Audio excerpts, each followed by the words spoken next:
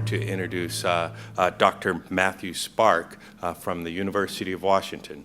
Dr. Spark holds dual appointments in geography, an obscure field, Professor Dodd, and also at the Jackson School of International Studies at the University of Washington.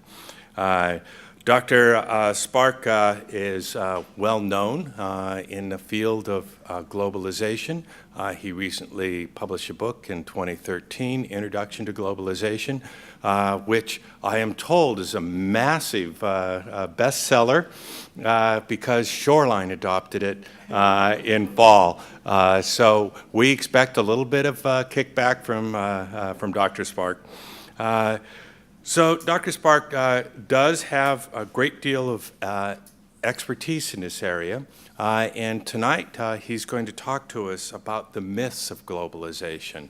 I know a little bit about this, which is why I'm here excited, because I also teach a bit of international studies and do talk about this idea that globalization is apparently, for some people, a new phenomena, but we can look back in history and see some of the other events of globalization.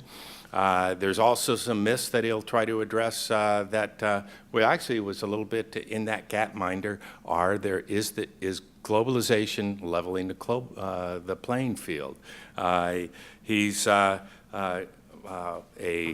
student from Oxford University, and from the University of British Columbia. So he is both from the other to the far east and to the cold north, and he worked his way down here to the Seattle area. Dr. Spark will discuss for about 40 minutes his perspectives on globalization and then open it up to conversation and question and answers. So please join me in welcoming Dr. Spark.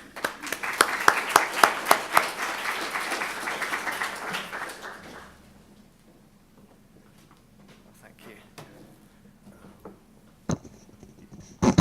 Great. You can hear me, everyone? Excellent. Thanks very much for that kind intro. And thank you, Larry, for organizing all of this this evening, inviting me and giving me excellent directions. I'm late completely on my own accord, but I'm so glad I'm now here with you all. And I hope I can speak briefly enough and concisely enough that we have plenty of time for a conversation. It's great to see so many of you here. And as I've told Larry before, I'm a big fan of what happens at all the community colleges around the Seattle area. I think it's immensely important work that goes on in all the community colleges. And I haven't got cash kickback, but I hope this talk is a sort of a contribution to the ongoing work that goes on here, and the ongoing deliberations that go on here. My book on globalization is called Introducing Globalization, and in some respects what I'm going to offer you tonight is a kind of introduction to the introduction. If you are interested in more of it, I have one of these so-called massive open online courses on the same topic that lasts 10 weeks that is coming, well, there's one running right now, just started this week on a platform called Canvas Network. And then there's another platform called edX that it will start on in April. I can tell you more about that at the end and talk about things like MOOCs, massive open online courses, as illustrations like Hans Rosling's talk about global health of the huge variety of ways in which the world is becoming integrated. 10 years ago, people would not, even just 10 years ago, people were not able to take a course that connected students from all over the world in a single classroom. And now that's happening on a fairly routine basis. And it's just one of many examples of the ways in which the world is becoming integrated. But as I tell students, and as I explain it at length in my book, globalization is more than just integration. Certainly, we have to look at globalization as a pattern of increasing global interdependency, or more technically, the extension, acceleration, and intensification of consequential worldwide interconnections. It's a bit of a mouthful, but a way of capturing the diverse economic, political, social, cultural, ecological connections that have been intensified in the latter half of the 20th century and continue to intensify today. I call all of that process of global integration globalization with a little g. But globalization is another thing too. It's a discourse. It's a very powerful term and set of ideas, visions about the world that are used frequently in political speech, both by critics of various forms of capitalist market integration and by advocates of that same capitalist market integration. Globalization has become a very contested term as a result. And part of the power of the discourse about globalization is that it kind of mythologizes some of the patterns of integration and makes them seem like there's only one political and economic response that makes sense. And that's what particularly interests me and what I want to talk about in the rest of the talk this evening. I call this sort of meta-discourse, this sort of more larger-than-life or hyperbolic way of talking about globalization with a big G. And for my students, I think it's helpful to make this distinction. One last point before I turn to the next slide. A lot of other academics who write books about globalization and who try to use empirical evidence to explore the various patterns of integration and their unevenness, what they often tend to do is set up the terms of debate in what I call an academic three-step. Or you could sort of see it as a sort of a dance almost. They say, I'm going to try and take a neutral, objective academic path down the middle. But there are some people who are complete skeptics about globalization over here. They don't believe it's happening. And there are these hugely exaggerated accounts of globalization on the other side, the hyper-globalists who exaggerate too much. I'm not going to exaggerate too much, and I'm not going to be a skeptic. I'm going to chart this empirically based, robust middle way. That's the kind of a typical three-step you see at the introduction of pretty much any globalization textbook. And I sort of engage in it a little bit in my own book, too. I do say I'm going to use empirical evidence to examine the actual patterns of integration. But the problem with this three-step, from my point of view, is that it ignores or tries to push to one side what is at stake in the battle between the skeptics and the hyper-globalists.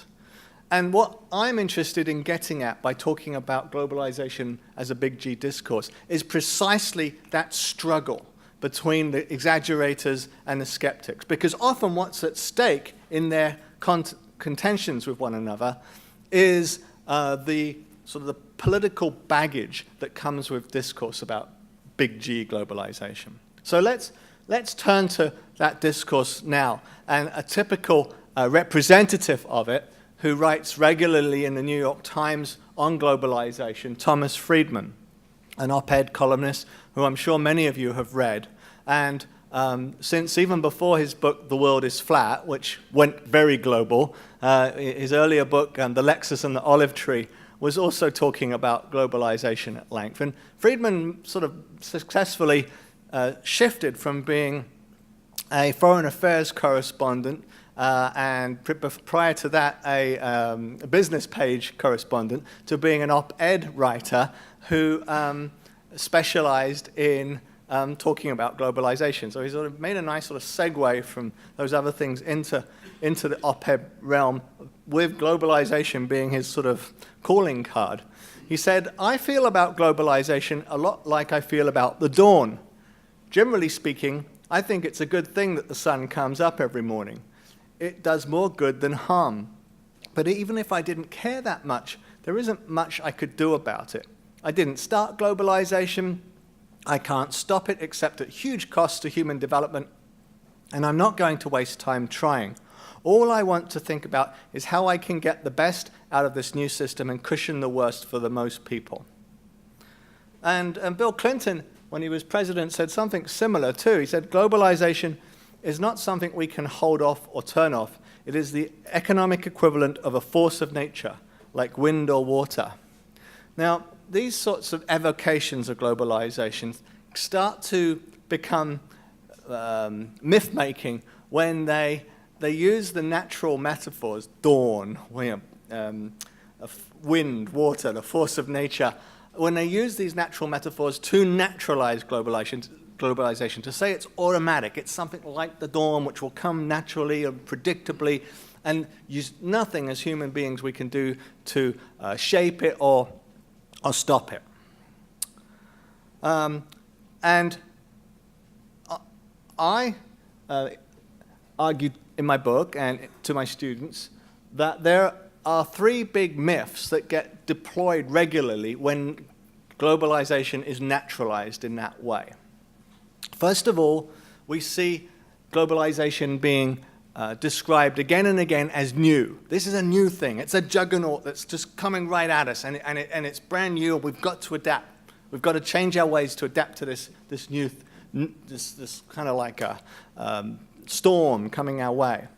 An example of a politician doing that, you probably think of many American politicians who have made appeals to the global market, new globalization, the new economy, to make claims for political change. But Tony Blair is a typical figure in this respect. Following Margaret Thatcher's footsteps, he argued in Britain as the Labour Party leader that the new world market, which today is industrially and financially transformed, demands a new economic policy. It's the newness here that is being rolled out, and it's a typical rhetorical gesture that's invoked again and again.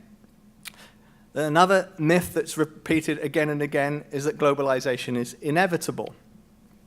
Kim Dae-jung from Korea, just another example, saying globalization is a historically inevitable path.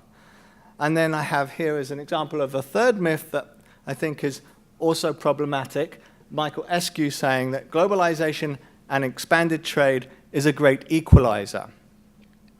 Now, you might all be thinking, well, those claims are not entirely mythological. You know, there's some truth to them. Pat, I expect that's like there is some newness. There is something seemingly unstoppable about the way the world is becoming integrated, and there is a way in which it is diminishing barriers and the distances that previously separated societies. So there is something to these accounts. But what happens again when globalization is rolled out as this very powerful big G discourse is that the myths start to do a lot of political work. And that's what I'm really interested in. They're a way of talking about the world, they're a way of envisioning the world, and they're a way of, more philosophically put, worlding the world, of conceptualizing the world in a singular way that kind of prepares the ground for a particular kind of political program. In other words, the myths simplify reality in order to shape reality. That's the movement that I think needs to be looked at carefully. They're simplifying in order to shape. But there are problems with all of them, and I've been talking thus far as if there are problems, so let me spell out what the problems from my perspective actually are. First of all, the claim that it's new. Well, that's problematic when you start to think about the histories of global interconnection. This is the front cover of a book that was actually given to me by my grandfather growing up in England. The Wonder Book of Empire, would you believe? And now you can just imagine me as a little 5-year-old going, ooh, it's a wonder, ooh, that's really amazing.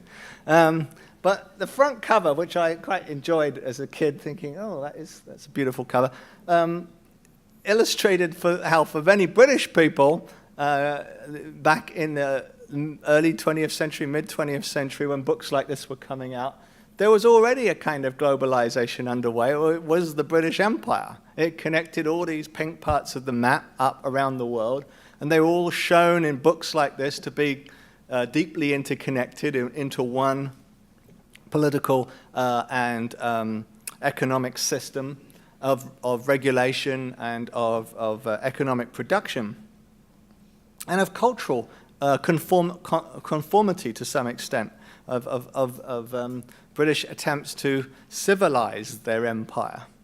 And that was just one earlier example of a form of global integration. And other European countries, of course, had their empires. And going back historically, we've seen many other kinds of antecedents to today's global integration. The Silk Road being another very early example.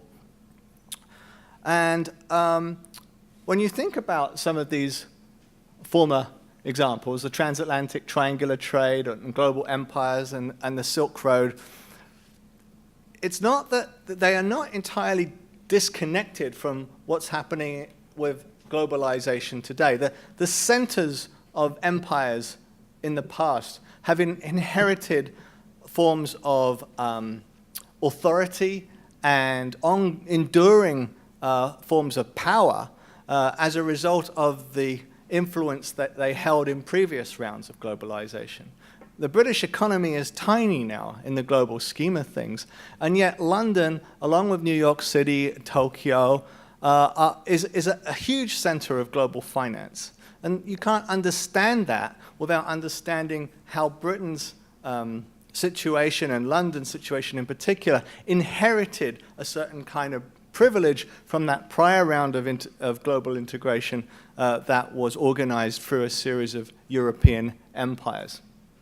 So understanding, it's not just that the myth that globalization is new sort of misses that history, but to understand how globalization is being organized today through global cities like London, you have to understand that history. So and that's one of the things that the newness talk tends to obscure.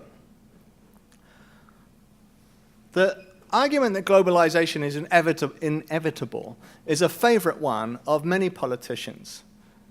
It's a favorite claim by people who want to argue that there's nothing that can be done to change the global macroeconomic situation, and all that political leaders have to do is readjust, change their labor policies, change their welfare policies, change their trade policies, their union policies, their monetary policies to adjust to this new world order.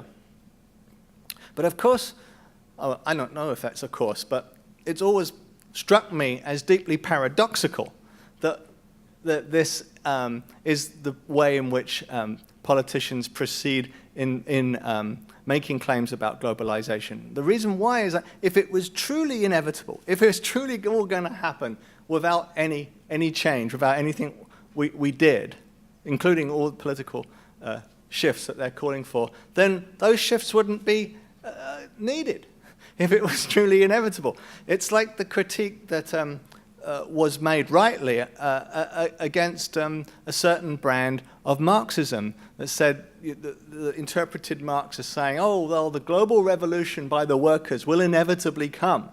You know, that day is going, capitalism will dig its own grave and the day of revolution is going to be upon us, which is what is the narrative that Marx and Engels use in the Communist Manifesto. And that's famously critiqued in philosophy textbooks as a form of teleology, where you're saying that everything is naturally heading towards this telos.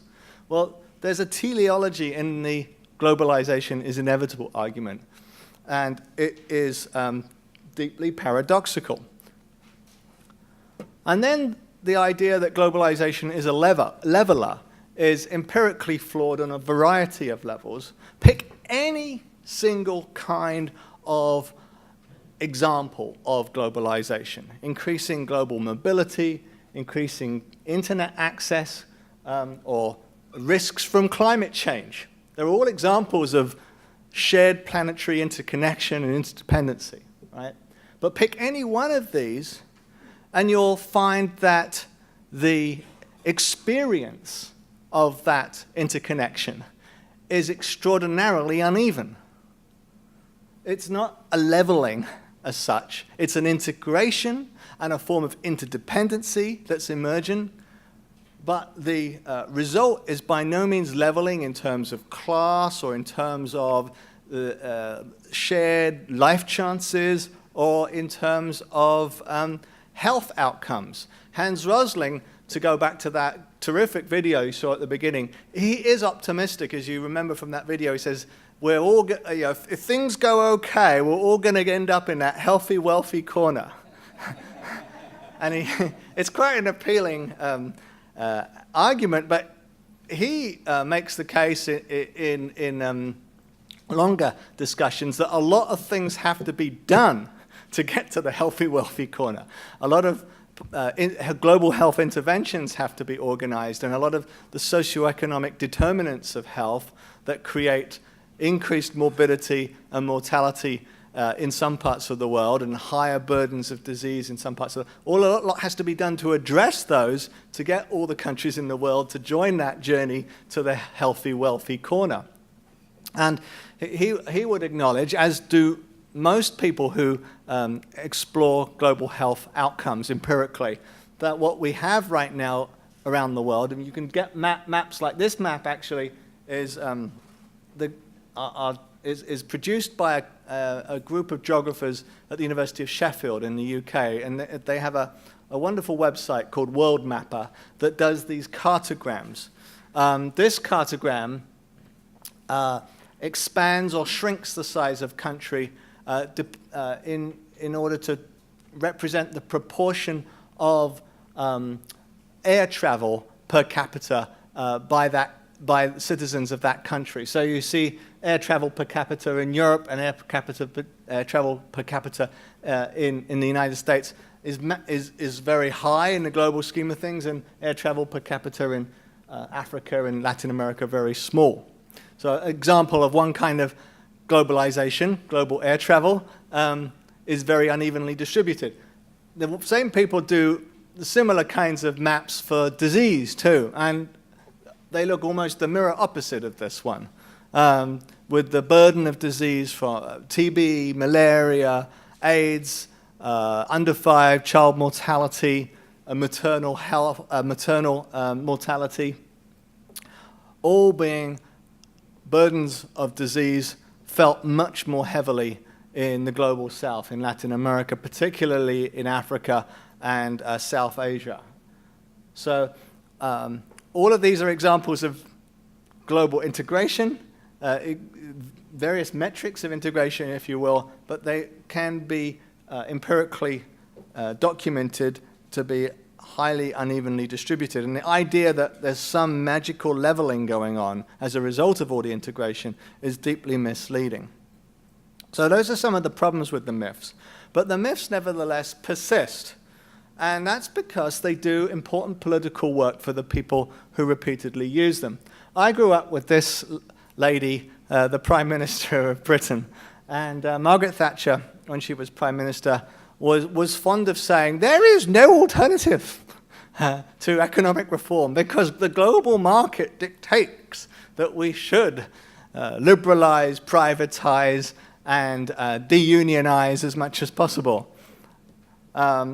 So much so did she make the argument that there is no alternative that many people now talk about the Tina argument, as if Tina was a person like Tina Turner. But Tina is an acronym for there is no alternative, a sort of axiom that became Margaret Thatcher's punchline. And so many critics of the kinds of policies that she promoted, very similar, of course, to the policies that President Reagan promoted in this country, invoking economists like Milton Friedman. Margaret Thatcher invoked another Chicago-based economist, Friedrich von Hayek, who was one of the mentors for Milton Friedman. Because these folks have made those sorts of arguments so much from the 1980s onwards, there is a lot of debate over the Tina touts and a lot of doubts about the Tina touts. On the one side, you can say, yes, there are massive, hard-to-resist forces created by global interdependencies. And yes, that's a way of acknowledging that there is something new and something very powerful going on as a result of global market integration. But the critics say no, that the Tina touts are wrong in the sense that we don't have to all adopt suddenly these radically liberalized market-based policies as a sort of adaptation to global market integration. And many critics, in fact, argue the reverse, that various forms of social protection organized not just nationally but transnationally are a more adequate response to the patterns of integration that we're seeing, and that new forms of global citizenship are an important response. The problem with the myths is that naturalized globalization is that, from the point of view of these critics, the myths make it hard to imagine alternatives to these forms of market fundamentalist policy making. But I think it's important to point out at this point that the myths around globalization are not organized like as a simple form of ideology.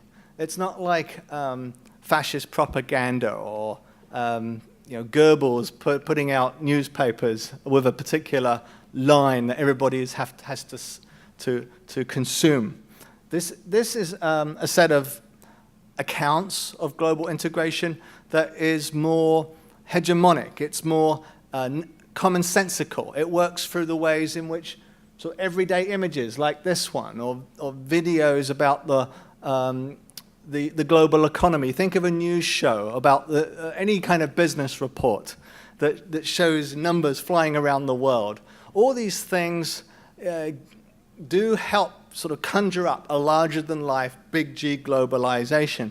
And it's that sort of juggernaut discourse that then Tina touts lock onto to make the argument that all the reforms, that are pro-market reforms that they want, are natural responses to globalization. So this is where I think the discourse does its political work. It is being used repeatedly and systematically to justify pro-market policies. And I don't know, how many of you have heard, I don't want to sound, make this too simplistic if you're already very familiar with the language, but how many of you have heard the language of neoliberalism before? Okay, but, so about a third of you. But this term neoliberalism is often used in the academy, generally by more left-leaning scholars, it has to be said, to criticize and, first of all, to describe pro-market policies. But it's a somewhat counterintuitive term, and even if politically you don't want to align yourself with left-wing critics, I think it's a useful term to reflect on and come to understand more fully, because it's a bit counterintuitive for, particularly in the American context. Because in the US, we always associate liberalism with a particular kind of liberalism, with welfare state liberalism of the mid-20th century. But that's not what neoliberalism is. Neoliberalism is actually a pro-market policy rule set that is actually hearkening back to the free market liberalism of the 19th century, of economists like David Ricardo, and of the folks who came out of Manchester and argued for free trade against the British aristocracy and actually founded The Economist magazine. The Economist magazine remains a deeply pro-free trade magazine into the present, pro-market magazine into the present, but it started its life in the 19th century as a liberal magazine, not a liberal welfare state magazine, but a liberal magazine.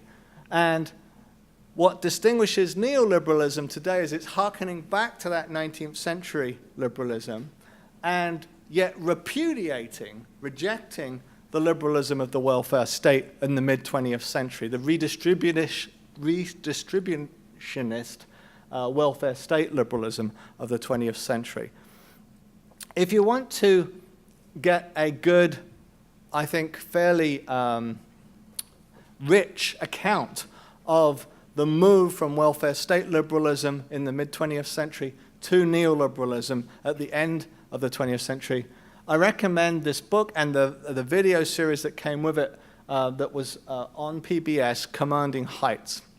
Amongst other things, if you go to the Commanding Heights website, there's a terrifically useful story map that allows you to go through the 20th century and look at the ways in which countries after, like America after the New Deal and other countries during the Depression, after Depression, became more redistributionist and as they dealt with the inequalities and the crises that ultimately led to World War II.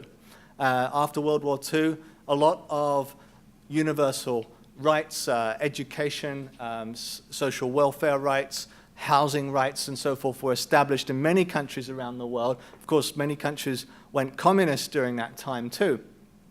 And many countries became freed up from colonialism and became independent states who took more welfarist approaches to economic government.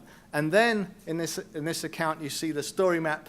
It unfolds into through the 70s, 80s, and 90s, and you see all of those moves towards state control and redistribution going back, being rolled back as the kind of tidal wave of Tina touts and appeals to globalization lead to more pro-market reforms and the pullback of the state from practices of welfare and redistribution. So that's why many scholars use the term neoliberalism, because it encodes within itself this history of liberalism, a sort of three phases, if you will, of liberalism. What it actually is in practice is this set of policies. If you wanted to kind of quickly summarize neoliberalism to anybody, if someone comes up to you on the street and says, what is neoliberalism? It's these policies. Expanded free trade, privatizing public services, deregulating business, cutting public spending, reducing or flattening taxes, encouraging foreign investment, deunionizing, developing using markets rather than aid, reducing inflation, and enforcing property rights such as through land titling and honoring patents. That is the sort of the norm set, the policy norm set of neoliberalism. And what I'm really interested in is how the myth-making around globalization is used to justify that the adoption, the expansion, and the entrenchment of those policies. Thomas Friedman, to go back to where I started, is one example of that. He talks about it as a golden straitjacket, describing those norms, those political norms, as something that offer golden promise on the one side, but that straitjacket politicians on the other side. He doesn't call it a rusty straitjacket or a straitjacket that's got nails in it. He does see a certain sort of golden promise. But he also acknowledges, to be fair to him, that it is straitjacketing. So this is what you have to do to fit into the golden straitjacket to adapt to globalization, he says. To fit into the golden straitjacket, a country must either adopt or be seen as moving toward the following golden rules. And pretty much this is the neoliberal wish list. Making the private sector the primary engine of its economic growth, maintaining a low rate of inflation and price stability, shrinking the size of state bureaucracy, maintaining as close to a balanced budget as possible, if not a surplus, eliminating and lowering tariffs on imported goods, removing restrictions on foreign investment, deregulating its economy to promote as much domestic competition as possible, eliminating government, corruption, subsidies, and kickbacks as much as possible, opening its banking and telecommunication systems to private ownership and competition, and allowing its citizens to choose from an array of competing pension options and foreign-run pension and mutual funds. When you stitch these pieces together, you have the golden straitjacket.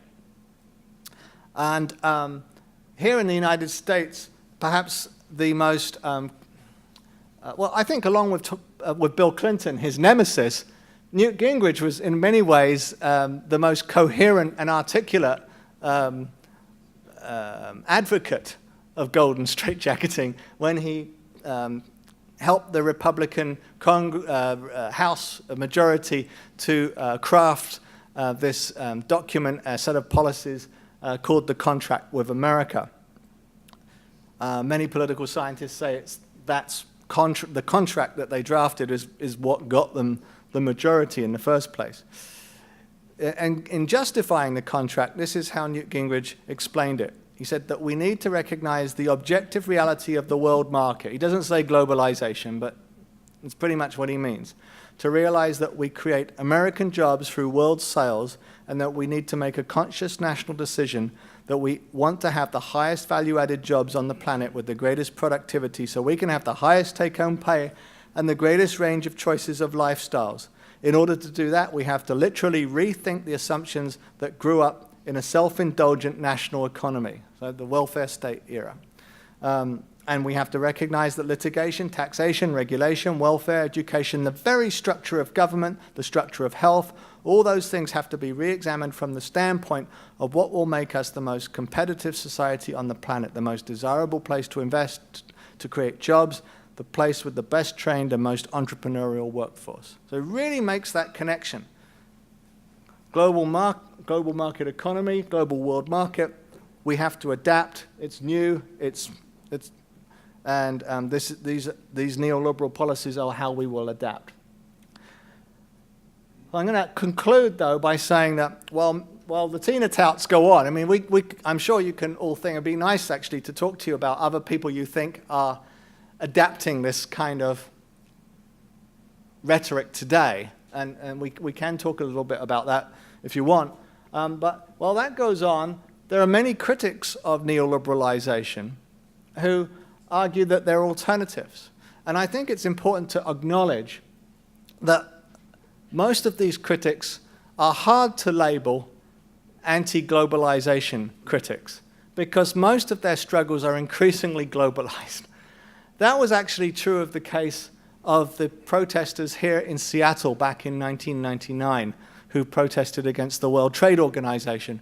Thomas Friedman, amongst others, called them anti-globalization activists. But many of them had posters like that one in the top left-hand corner there that said no globalization without representation. It was hearkening back, to be sure, to the American Revolution and the nationalist rhetoric with which we got rid of those Brits. Ha! How does that sound? And that's why they had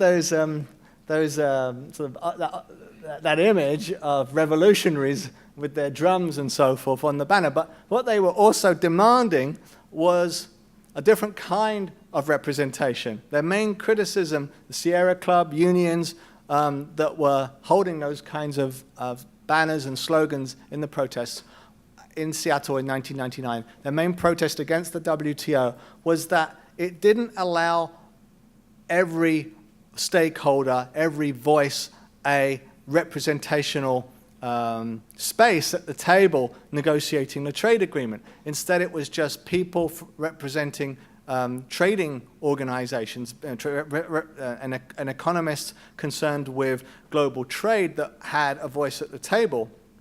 And all sorts of other stakeholders in the global economy, environmentalists, unions, amongst them, were locked out. They didn't have representation. So what they were actually demanding was not anti-globalization, but new forms of global representation, new forms of accountability that would actually allow other stakeholders into the policy-making process.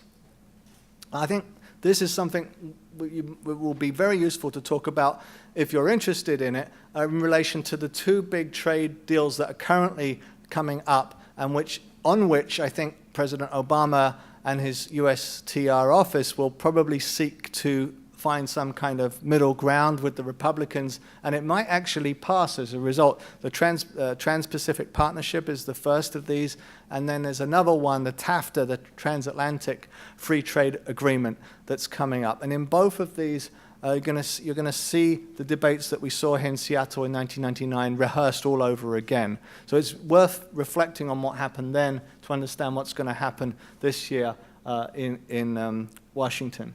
But other critics of neoliberalism persist elsewhere in the world. Occupy, and many of the people who joined the Occupy movement articulated their efforts in both senses of the word articulation, joined them up and spoke them by thinking of them as a global struggle. Occupy Together was one example of that brought Occupy movement people together on the internet who were campaigning against the banks and all the groups that they blamed for causing the 2008 financial crisis. And they were organizing not just nationally, not just in Wall Street for sure, but around the planet. Many people arguing against bankers controlling the world. The folks now who have been elected to the majority party, the ruling party in Greece, the Syriza party, as you probably know, came to power riding a wave of public anger against austerity and banker control of policymaking in Europe in the aftermath of the 2008 financial crisis. Although tonight in my traffic experience coming over here, I heard the BBC report saying that there were angry street protests in Athens today against Syriza because many people in Greece were seeing them as capitulating to the Troika and the Germans and the European Central Bank. So they are imagining alternatives. They came to power imagining alternatives, but you might very well argue that once in power, they've been confronted smack bang by the machinery that holds global neoliberalism in place, including all those financial obligations, the dependency on the flow of finance. And it's very hard, even for a national government that came to power, a mandate to challenge all that, to actually do so. So we can talk about that. But there's many other examples around the world. That's all the other graphics are meant to capture here. Podemos, a parallel with Syriza in Spain. In Britain, there have been huge protests against austerity. In China, in South Korea, this image at the bottom is of the Occupy movement that took place more recently in Hong Kong, contesting Beijing, but contesting, amongst other things, the inequalities in contemporary China brought about by this extraordinarily, remarkable confluence of hyper-capitalism on the one side and communist lack of freedom on the other. And you've brought them together in contemporary China. An interesting place. I'm actually contemplating writing a Chinese edition of this book. And one of the challenges for me to think through in that respect is a word like neoliberalism even salient in the Chinese context, where there was no historic liberalism. And today, what we are seeing is hard. It's liberal for certain capital movements, but it's not liberal for speech. It's not liberal in many other ways. And so neoliberalism seems a somewhat inadequate term to use in contemporary China. Okay. I think the last thing I will leave up for us for you to look at while we have a question period is my list, with which I conclude this book, of various kinds of responses to neoliberal globalization. And it's important for me to point out at this point that I think that there are more than just these left-leaning resistance movements as represented by Occupy or Syriza or Podemos or the new Occupy movement in Hong Kong. There are also right-wing responses to globalization that are hyper-nationalistic. The Tea Party, I think, is an example of that, that are xenophobic oftentimes, anti-immigrant, and that nevertheless, so they are responses to globalization too, and I think it's important for social scientists to acknowledge that there are those other sets of alternatives out there. The alternatives aren't monopolized by any means by social justice activists and those on the left. There are many alternatives being articulated on the right and far right as well that are not accepting, if you will, of the kind of neoliberal globalization propounded by the sorts of genteel leaders that meet every year at the World Economic Forum in Davos. So with that list of alternatives up there for you to sort of ponder, I think I'll bring my formal remarks to a close and just invite you all to contest what I have said or ask questions. I really welcome any comments whatsoever, but thank you very much for listening.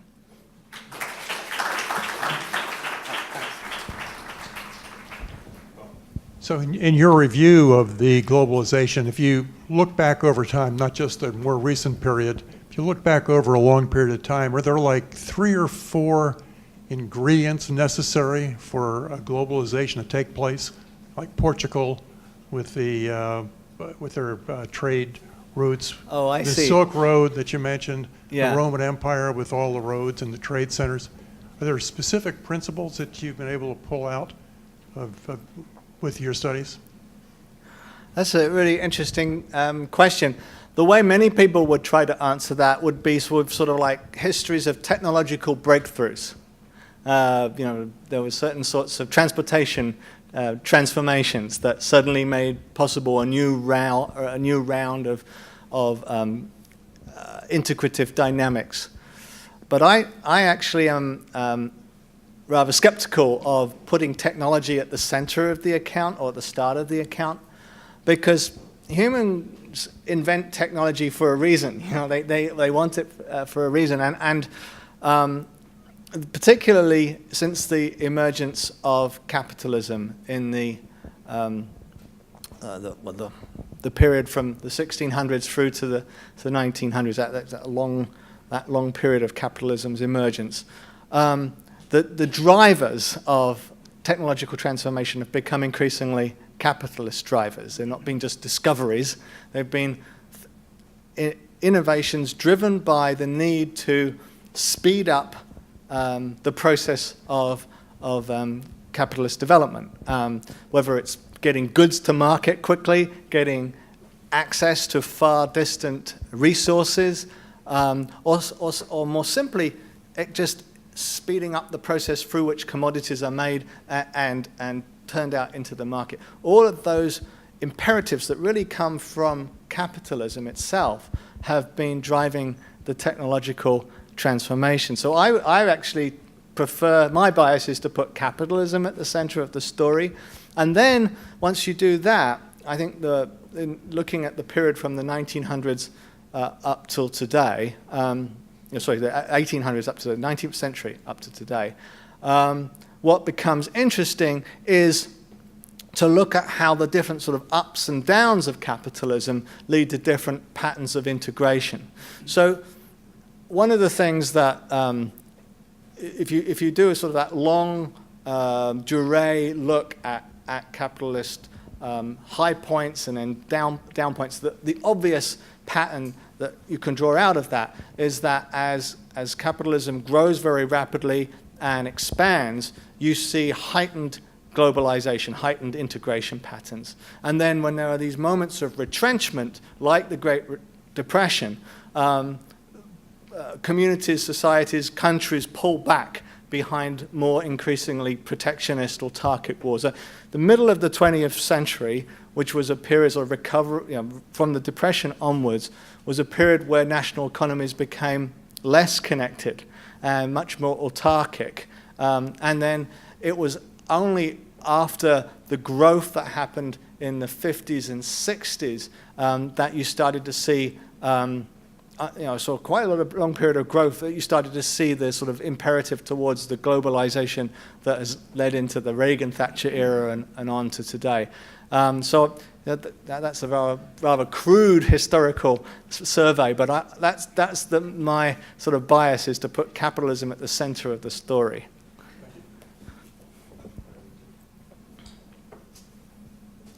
Hello? Okay, yeah.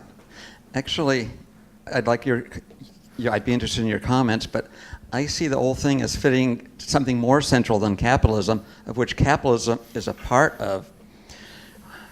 And it goes back to what I believe is the basic conflict that every person goes through which is the conflict between the me, myself, and improving relationships, where the relationship varies depending on your fractal level. Everything is fractals. So it's all these relationships. And following in that, you'll find many cultures have had their relational statements or philosophy, basically the relational golden rule, something to the effect of don't do to others what you don't want them to do to you. And that fits the relation, that's the improving relations. And that's always in conflict with the me, which is the noun-centered golden rule, he or she with the gold rules. And I see the capital G fitting perfectly what must follow if everything follows the noun-centered golden rule. And the small g is leading towards the relational golden rule. Oh, that's a neat way of conceptualizing it. I think the only thing I'd add to what you said, I mean, I'm obviously not a psychologist, but I am. I think my interest would be in trying to historicize the moments, so historically contextualize the moments where people's inclinations to focus on the me are heightened versus other historical moments where there's a sensitivity to the we. And I do think right now that we're living through a moment, particularly since the global financial crises of 2008, but also during a period where people are increasingly aware of global climate change, where people are increasingly aware of global health challenges. The fact that you guys were all watching Hans Rosling when I came in is indicative of that. But whenever more people are sort of feeling awareness at a vulnerability, I should say, a feeling of vulnerability and a shared vulnerability, that they're perhaps more pulled to articulating their concerns, their desires, pleasures, whatever, in terms of the we, rather than in terms of the me. At the University of Washington, we have the Global Health Department, and the previous chair of the department, King Holmes, was trying to come up with terms for the shifts in students' attitudes over time that he'd seen. And he talked about the 1980s and 1990s being a period of Generation Me. And now he said we live in a period of Generation G, the G being for global, and for him, global health. But it was definitely a historical shift that he was trying to document. And I do think we're living through a period like that right now, which is in many ways quite exciting. This January, the Bill and Melinda Gates Foundation put out their annual letter, Bill and Melinda's annual letter, and they have an end with a call for global citizenship. And a number of my students found that very appealing. It's like, that appeal. So, yeah, I know questions you might well ask about it, but it's the basic appeal is really there. There's a problem, obviously, without a world cop to keep things in line. And America's kind of lost a little bit of our moral center in the last few years. Is there a replacement for our leverage? Will a United Nations ever have an ability to be the world cop? Because we look at all these countries that just destroy the hell out of each other. Mm-hmm. All the billions of dollars in equipment and buildings that are destroyed. And you think about the people who are manning the guns that are destroying all this stuff, and consider that they don't have jobs. Their job is to destroy things, because nobody will pay them enough to keep them doing something else. So there's a job component involved in the whole thing, and so it's two issues. How do you create the jobs when everybody's trying to get rid of labor costs, and how do we establish a world police force that will keep these countries from destroying each other and then having the rest of the world try and help rebuild? Yeah, those are very big, weighty questions. And I don't want to pretend to have anything like all the answers at all. In fact, let me start with a backtrack to one of the things that I have a chapter in this book on governance. And one of the things I think it's critical to understand about neoliberal globalization is that it hasn't brought about the end of the nation state. Along with the sort of leveling discourse, you often see this sort of argument that we're living in an era where the nation state is no longer important or influential. And that's definitely part of the myth-making around big G globalization, but it is very mythic and misleading. And one of the reasons why is that to put in place all these sort of neoliberal norms, trade liberalization, privatization, deregulation, deunionization, all of those things have had to be put in place by government action. And they've actually relied upon national governments for implementation and enforcement. And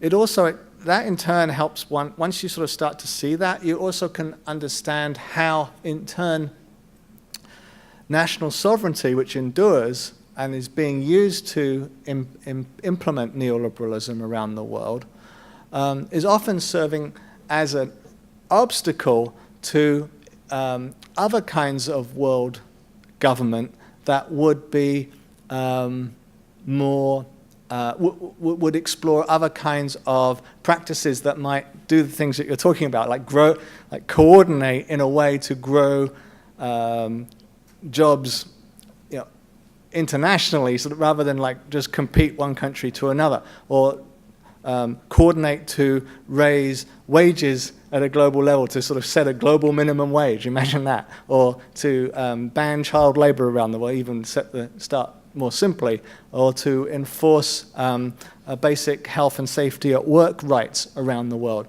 We're nowhere near having any kind of UN-led initiative around those sorts of global protections for ordinary people. And one of the reasons why is, ironically, in a sense, national sovereignty.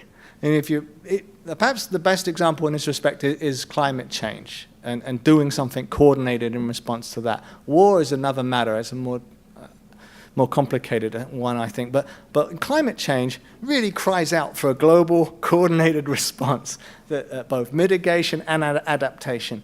And yet, it's so hard to get there because every country that's asked to make serious reforms in its energy policy, transportation policy, or whatever, is going, first of all, to shout out national sovereignty. I don't want the UN coming in here and telling us we can't use this oil that's in the ground and we can get out with fracking or whatever. And then people would just not accept it. The Chinese government is not going to accept any kind of mandate coming from outside like that.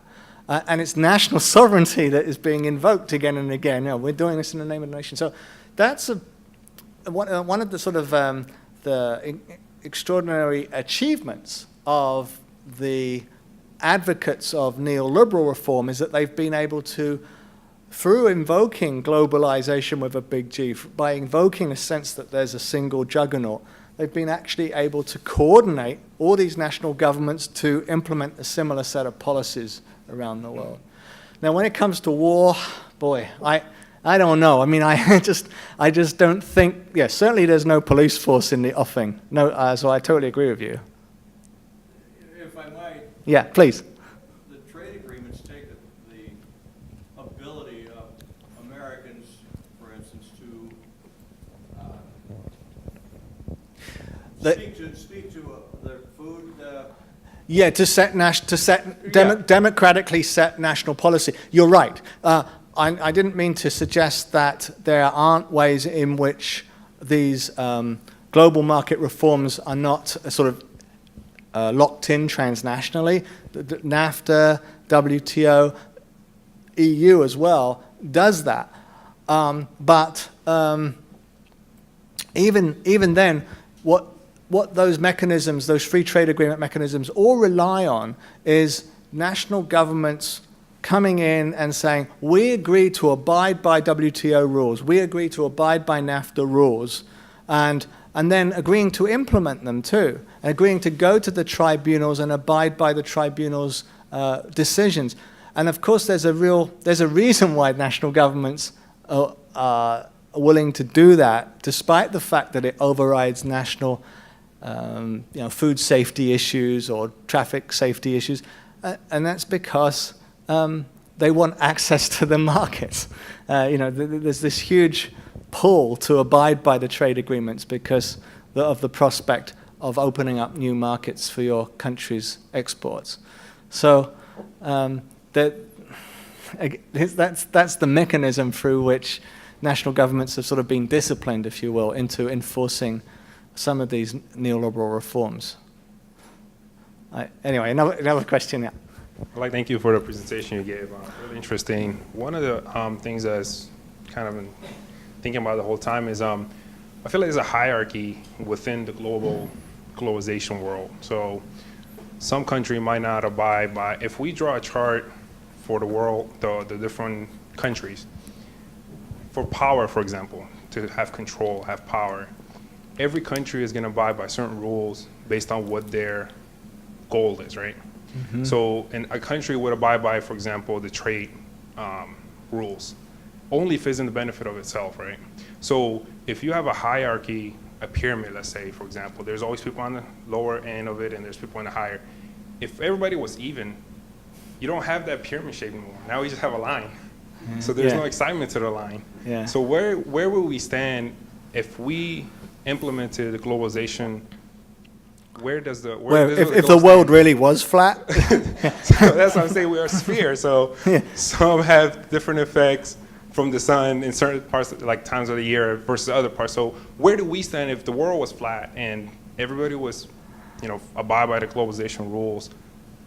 Where's the excitement? I want to say. Where's the excitement? Well, I don't think it's ever going to happen. So the excitement is actually in all the reasons why any attempt to sort of move towards shared power relations, more equality, all of that is an ongoing struggle and is not going to happen soon or easily. One of the interesting things, sort of to pick up on the segue that you used between the two questions, one of the interesting places to look for where that struggle is unfolded is actually in the WTO. As a result of 1999 and the protests here and what happened in Seattle that year, the WTO deliberations were sort of changed ever after. And one of the interesting things about the WTO is that it has a one country, one vote rule. So it's moving more towards what you're talking about, albeit very different sized countries all have one vote. But they do have one vote each, and it's in that respect quite different from the International Monetary Fund or the World Bank institutions, where voting power is pegged to your, effectively to your economic power, as it was basically enforced at the time when the institutions were started back at Bretton Woods at the end of World War II, which basically means that the US, when the US was very, very powerful. But the World Trade Organization is one vote, one member, one vote. And it's actually been something of a challenge to the United States as a result. So subsequently, both in Seattle and then subsequently, developing countries said, well, okay, you guys are demanding free trade.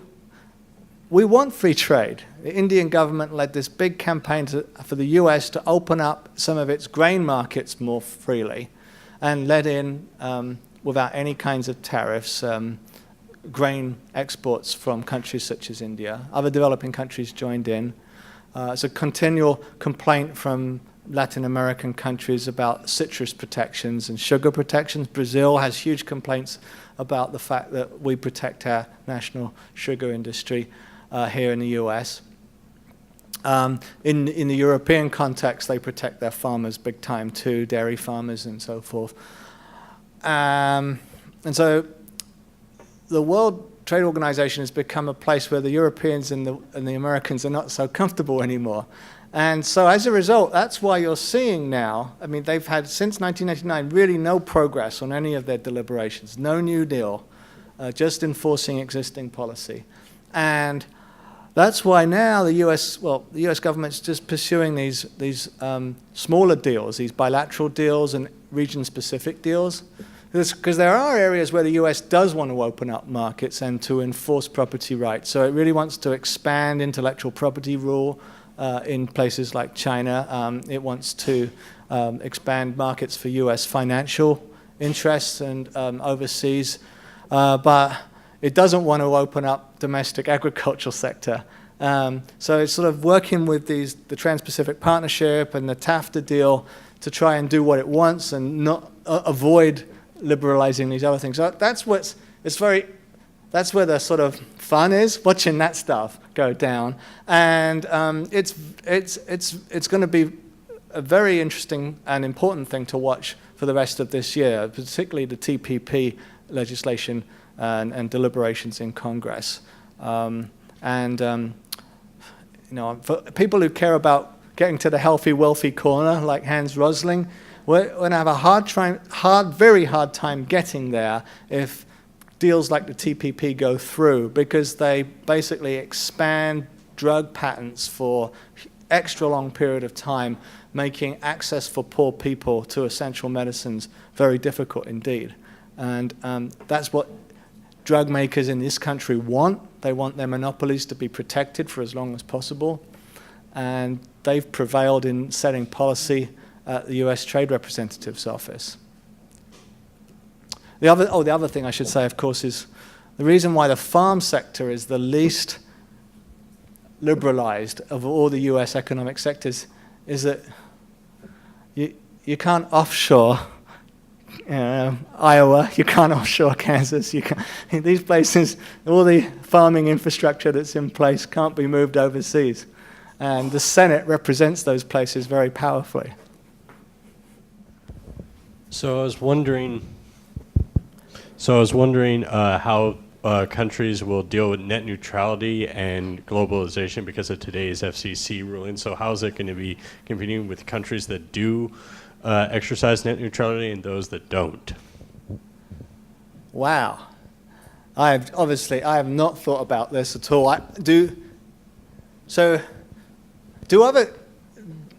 even know, do other countries already allow the opposite of net neutrality, like fast speed lanes for advertisers and things like that?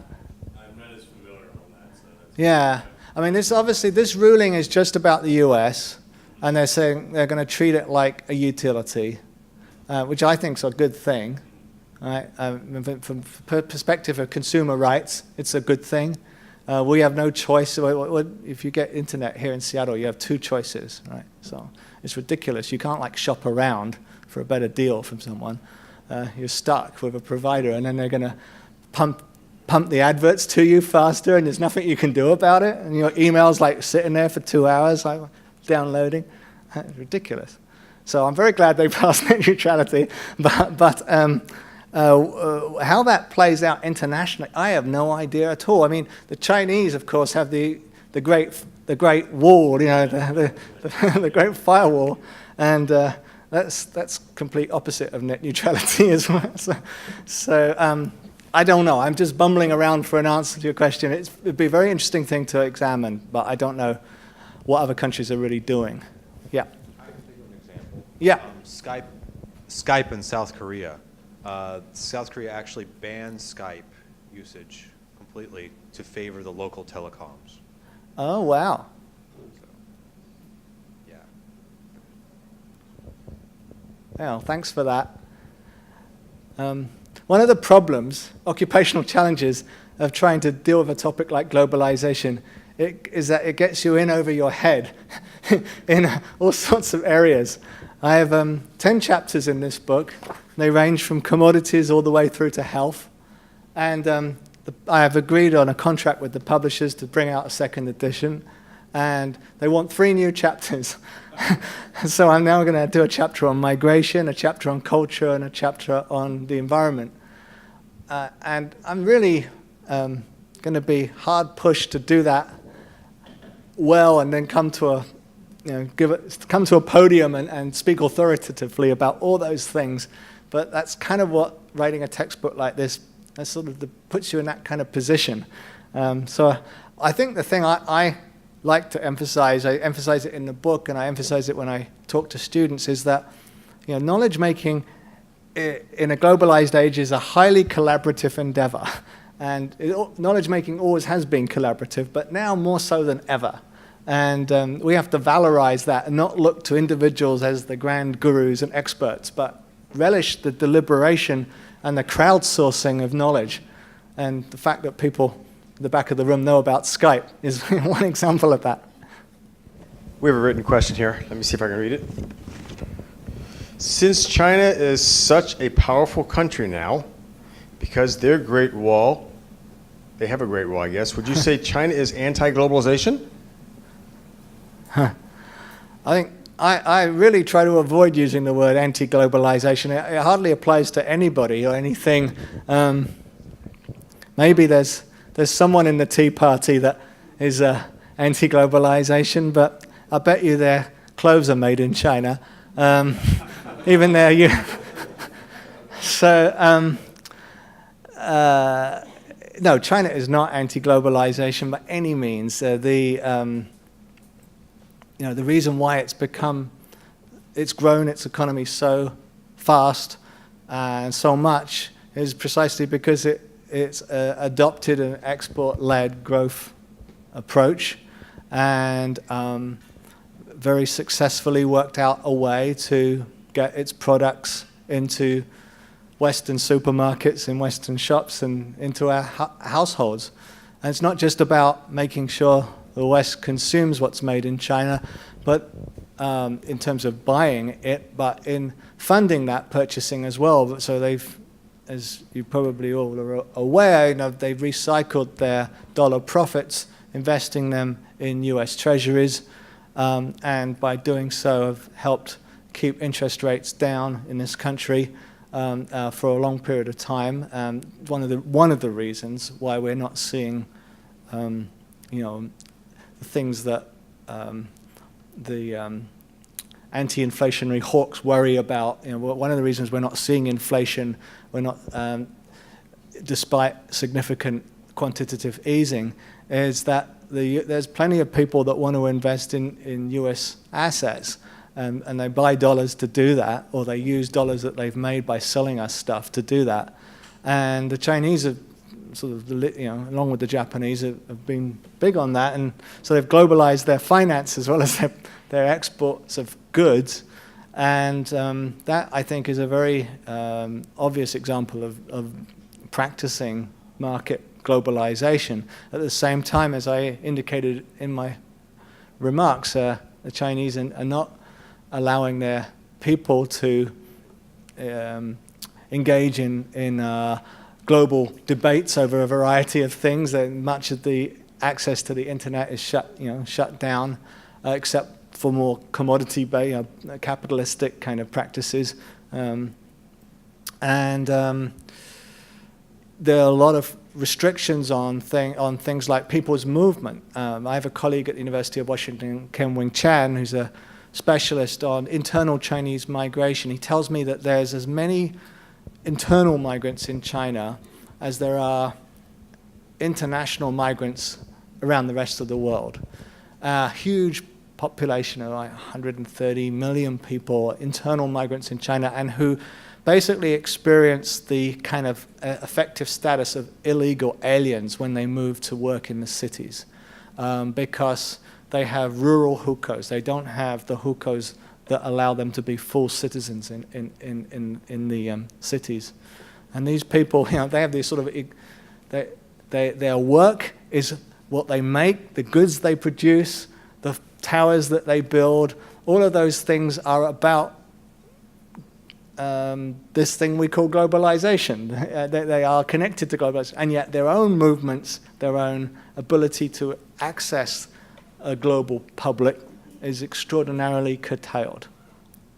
So it's a very mixed story.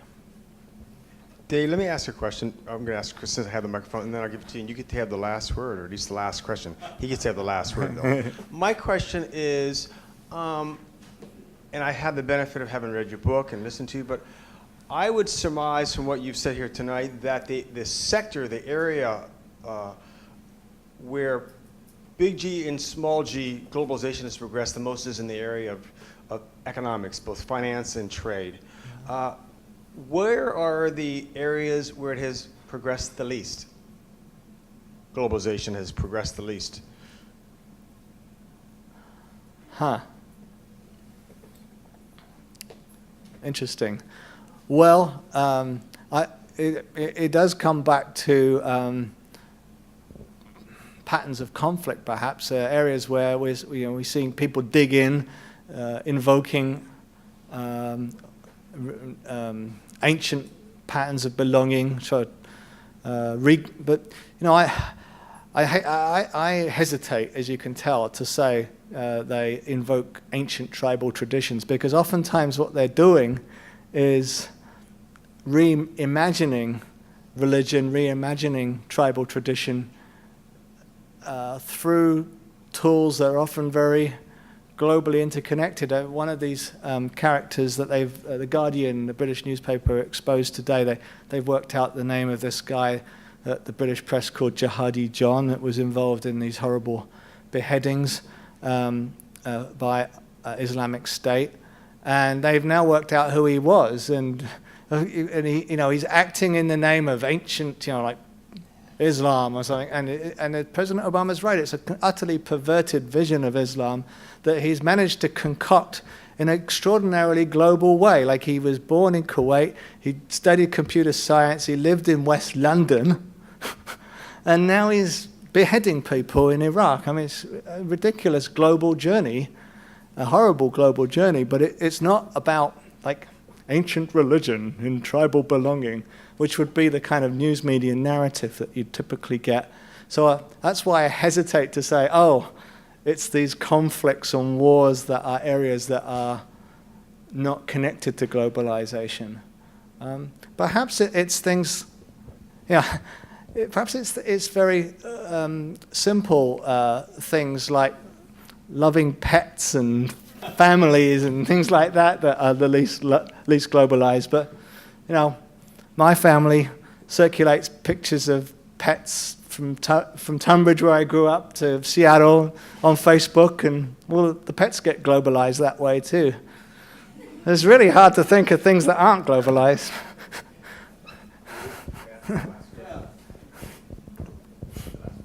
I have to comment. You mentioned the 50s as an era of growth in the U.S. Mm-hmm. That was nearly the peak of unionization in America. Yeah.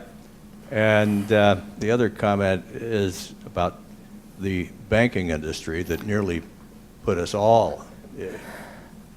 So what's your views on the opposing forces between unionization and unfettered banking? Well, simple answers is that the banks won and the unions lost, right? The bankers seem to keep winning, and they've managed to work out the trick of turning every single financial crisis to their own advantage. I mean, that's the most amazing thing. Whereas unions, which were traditionally talked about as by their critics for doing that, for turning moments of economic malaise into organizing opportunities, have not been successful at doing that in the period since the high water mark of the 50s and 60s. And I think there are many reasons why not. I mean, one is, on the union side, a fact that many of the unions, despite the fact that they have international in the title of the union, the International Brotherhood of blah, blah, blah, are not good at internationalizing their activities. The exception of the port workers on the West Coast is a good exception, but most, and the SEIU, the Service Workers International Union, have been more proactive. But unions find it very hard to expand that solidarity internationally for all sorts of cultural, political reasons, linguistic reasons, other reasons, lack of resources, those sorts of reasons. Mainly, I think, though, because the pattern of labor organizing that got going and succeeded in the post-war period of the 50s and 60s was very nationally based. It was a national unionism. It was about balancing, like the government allowed unions to work to help them balance national mass production and national mass consumption and arrange a kind of harmonious relationship with between labor and industry. That's what all got upset by the globalization, outsourcing that started in the 70s and expanded into the 80s. And unions like Trumka, one of the leaders of the AFL-CIO, have said, they've been playing catch-up ever since. The corporations went global and unions didn't. But one of the other things that's been bad for unions is that they have been deliberately attacked.